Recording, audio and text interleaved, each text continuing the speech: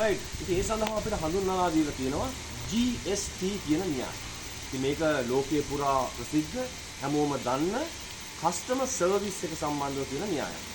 මේ අකුරු තුන GST මොකද්ද G කියන්නේ? G අකුරෙන් කියන්නේ greeting. ඔබ දන්නවා සාමාන්‍යයෙන් අපි ගාවට එන පාරිභෝගිකයන්ට අපිට පුළුවන් සුහදව පිළිගන්න. good morning sir, good afternoon sir, good evening sir. ඉතින් මේ දේ ගොඩක් අය පාවිච්චි කරන්නේ නැහැ. අපි ගොඩක් පුරුදු වෙලා තියෙන්නේ උදේට විතරක් good morning sir කියන්නේ. ඉතින් මේ වගේම උදෑසන අපි ගාවට එන පාරිභෝගිකයාට ඒ වගේම අපෙන් එළියට යන පාරිභෝගිකයාට thank you sir. නැවත අපි ගාවට එන්න. කොහොමද sir? මොනවාද අපේ තියෙන අඩුපාඩුකම්? මෙන්න මේ සර්විස් එක තමයි greeting කියලා අපි හඳුන්වා දෙන්නේ. ඊළඟ එක තමයි S අකුරෙන් කියවෙන්නේ. S අකුරෙන් ඇත්තටම smile. ඔබ දන්නවා අනිවාර්යෙන් ඕනම පාරිභෝගිකයෙක් කැමති උදෑසන එයාව සතුටින් පිළිගන්න ඕන. ඒ වගේම දවල්ට අපි ගාවට එන පාරිභෝගිකයා ගැන අපි හොඳ සුවද පිළිගැනීමක් දුන්නොත් එහෙම ඒකට තමයි ස්මයිල් කියන්නේ. සිනහමුතු මූණකින් යුතුව පාරිභෝගිකයා පිළිගැනීම. අන්තිම අකුර තමයි T අකුර.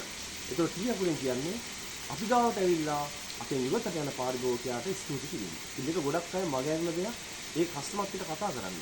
අපි ගාවට ඇවිල්ලා සමහරවිට බඩු ගත්තා නැතා ප්‍රශ්නයක් නැහැ. thank you sir. නැවත එන්න ඕනේ. අනුරාධපුරේ ආපු වෙලාවට අපි මෙහෙ එන්න ඕනේ. එහෙම නැත්නම් ඉනාමල්ලුවට ආපු වෙලාවට අපි ගාවට එන්න ඕනේ. පොළොන්නරුවේ ආපු වෙලාවක සර් පොඩ්ඩක් යාළුවන්ටත් කියන්න. සර් මොනවද අපේ කෑම හොඳද? කොහොමද සර්? අපේ තියෙන අඩුපාඩු. අන්න ඒක තමයි thanks කියලා කියන්නේ. ඒක උගලන්ට පැහැදිලි ඇති.